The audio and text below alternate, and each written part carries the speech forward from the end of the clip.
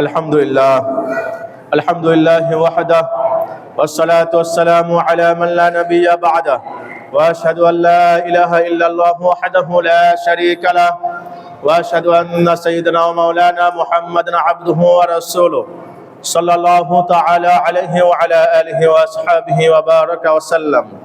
أما بعد فيا أيها المسلمون قال الله تعالى في كلامه المجيد وفرقانه الحميد ووصينا الإنسان بوالديه إحسانا حملته أمه كرها ووضعته كرها وحمله وفصاله 30 شهرا.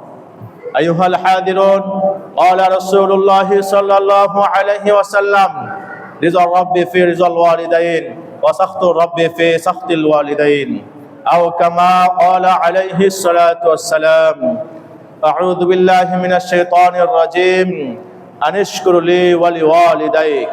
بارك الله لنا ولكم في القرآن العظيم ونفعنا وإياكم بالآيات والذكر الحكيم. أستغفر الله لي ولكم ولسائر المسلمين فاستغفروه إنه هو الغفور الرحيم.